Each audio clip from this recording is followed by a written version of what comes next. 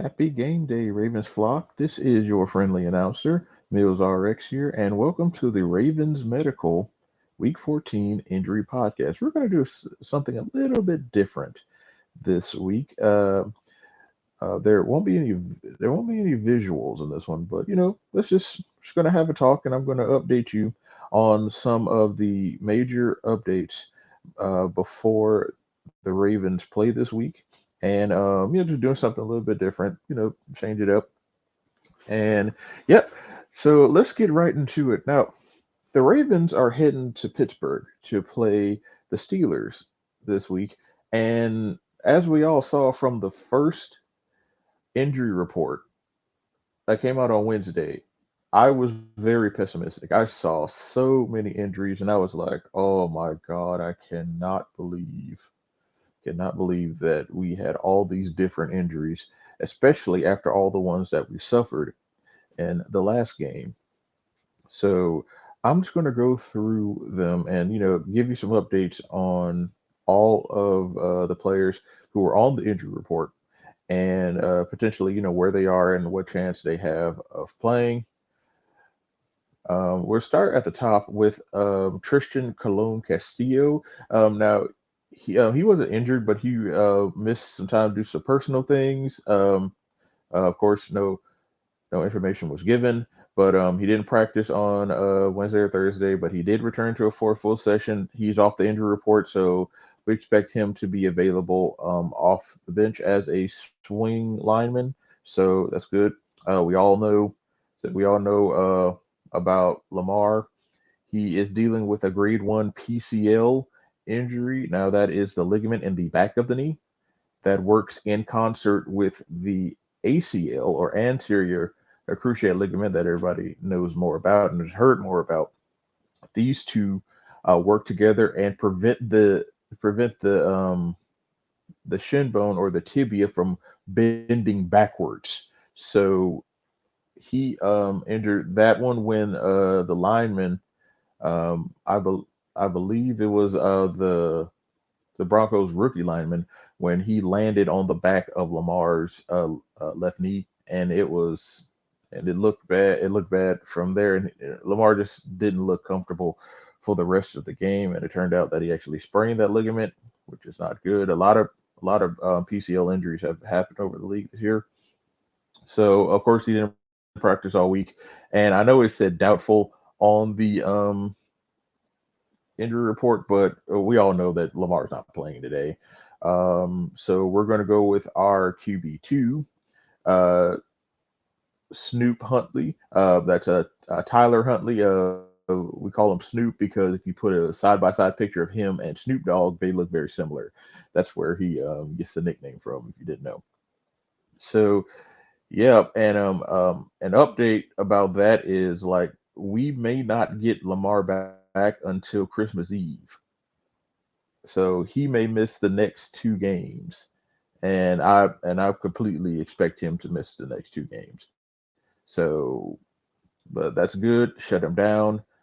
Let that knee get stable again, and then we'll reevaluate for for that divisional matchup, I believe. Now we have Patrick McCarry, who is dealing with turf toe. Did practice on Wednesday. He was limited on Thursday, and he got into full practice on Friday. So he is questionable. He's a game time decision. We'll see how the pregame goes, and then they'll make a decision on his status. Marcus Peters, the first 2 days he didn't practice were just rest days. He got in a full session. He's off the injury report. Expect him to start next to Marlon Humphreys. Another new one was well, not new one, but Delshawn Phillips, the outside linebacker. He has a quad strain. He was limited Wednesday and Thursday, and he was upgraded to a full practice on Friday. He was questionable. So he was questionable, but it looks like, from what I'm hearing, he is expected to play. He is he's more on the probable side of questionable, and we may see him.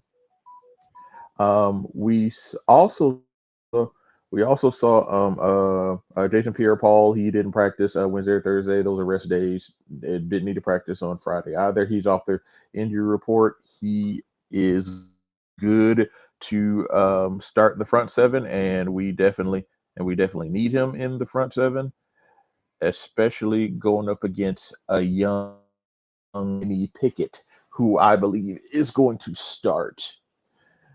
Um, another linebacker, Patrick Queen. Now he actually he actually slammed his right thigh into Justin Matabike last game, and he was carted off. Report said he didn't want the cart, but they did it just to be safe. So limited Wednesday and Thursday, upgraded to a full practice on Friday. They say he's questionable, but he is a full game once again, a full true game time decision. We'll see how it goes. According to his scans and his other things, there was no hematoma, there was no internal bleeding. The muscle itself, quadricep muscle itself, there were no strain or no tears in it, um, according to the MRI. So that's good. He has to play, but we'll see how the pregame workout goes. Um, Ronnie Stanley, he had a full practice on Wednesday. He downgraded to Thursday to limited one on Thursday. Now that was a rest day, but also there was some ankle inflammation there, and he was still dealing with the ankle inflammation on Friday. That's why he didn't practice. But from what I'm hearing and from all the reports he's a full go.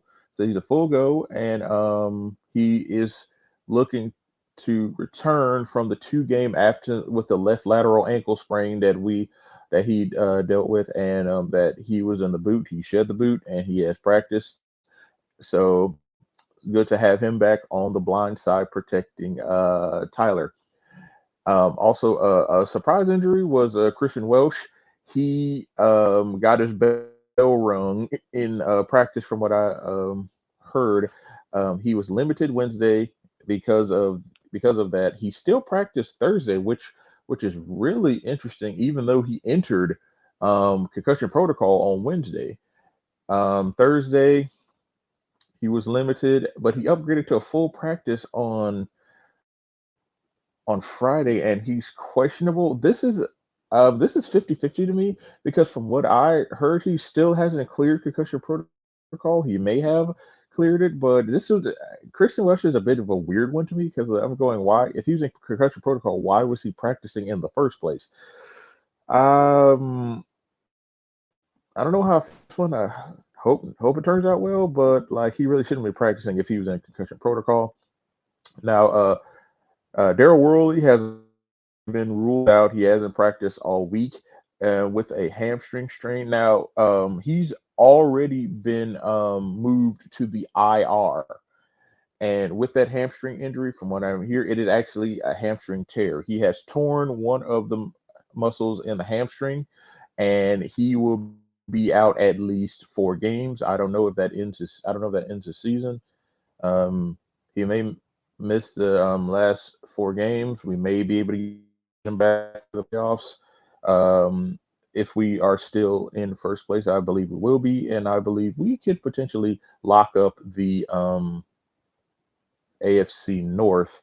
So yeah, hopefully we can get him back, because Daryl Worley he's been really good on special teams, and he's been a stalwart from what I understand on the special teams. And another troublesome injury was Kevin Zeitler. Now, Kevin Zeitler has been a rock. He has not missed like any games from what I understand, and he popped up with a knee injury, and automatically I was kind of, oh man, no, not Kevin Zeitler, because he has been we his name was in pin for the right guard spot, all that, and he's just been an Iron Man for us. He has not really missed much time, and from it's been confirmed that he's dealing with a knee bruise. Uh, and it looked mild on the milder side, like a grade one.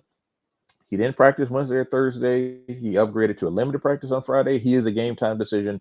We really don't have much more information. We'll just have to see where the full where the pregame warm-ups go, and then his status will be updated by then. And we've made a lot of moves. We made a lot of moves on the roster side. So we've activated two people off of here's where the roster transaction Saturday for this game.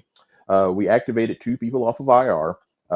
J.K. Dobbins, because remember he had a left knee endoscopy and a debridement procedure to remove the scar tissue from his ACL, LCL, and lateral meniscus injury that he suffered a couple of seasons ago, and he was removing all the dead skin and all the dead cells and all the scar tissue from that. And he went on IR for 4 weeks.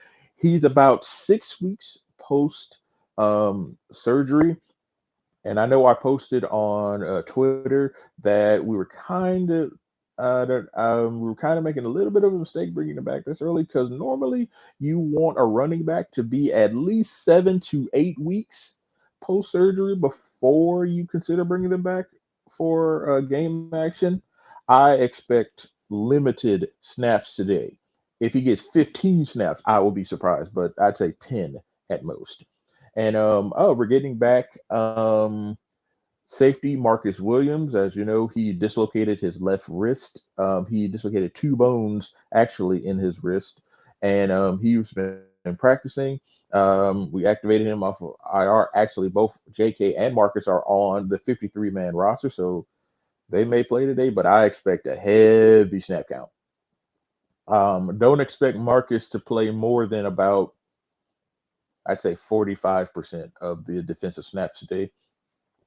We unfortunately waived Mike Davis to make room for J.K. Dobbins, and sent a very heartfelt tweet.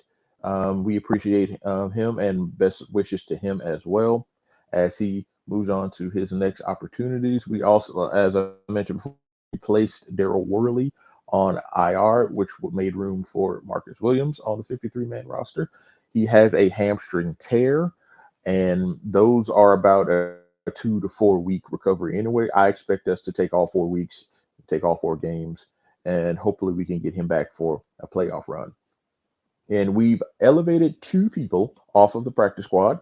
Um, former Oregon quarterback Anthony Brown, who we saw some during the preseason and played very well.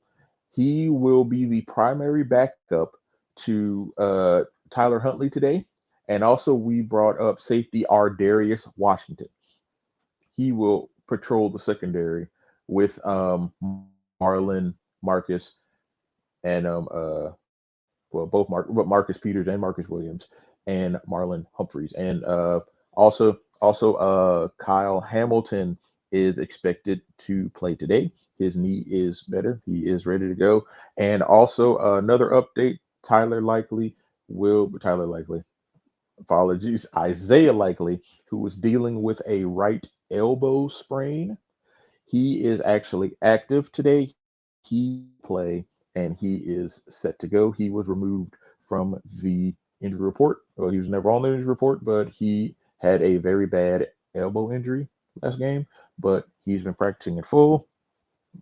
No, no limited range of motion. He's ready to go, and it's good because we're going to need him. And so those are all the updates for the Ravens. Now let's go to our opponents. It's been relatively quiet on the Steelers front. They really only had three people who were listed as questionable. Deontay Johnson, who is dealing with a hip flexor injury. He had a limited session on Wednesday, didn't practice on Thursday, and had a limited session on Friday. He is a true game time decision. We'll see where that goes. He's one of their more talented wide receivers, along with George Pickens. Their linebacker Malik Reed He's dealing with lower back spasms, and he didn't practice on Wednesday. Upgraded to a full practice on Thursday and put in a full practice on Friday. So he's questionable, but I think he is expected to play. And of course, their All Pro linebacker T.J. Watt. He's been dealing with some bruised ribs. He was limited on Wednesday, did not practice Thursday, but upgraded to limited practice on Friday. He was questionable, but he has been telling people that he doesn't want to miss more game time, so he is expected to play today. So we need to watch it. So it's good that we're getting Ronnie back because we need to watch him coming off of that left side. So, yep, those are all of the updates for today's matchup against the Steelers. Hopefully, we can pull off a win, and I really think we can give it a good game. We can give the Steelers a good game. It won't be pretty, but hey, you don't win by style points. You win by how many points you score. You have more points than the other team, you win. That's how football works. So thanks so much for listening to this kind of pilot episode of the Ravens Medical Game Day Injury Podcast. Once again, this has been Mills RX. If you like this type of content, leave me a like down below. You can follow me at Ravens Medical on YouTube. Also, you can follow me at Game Medicine on Twitter. Thank you so much for listening. Have a nice day. Go Ravens.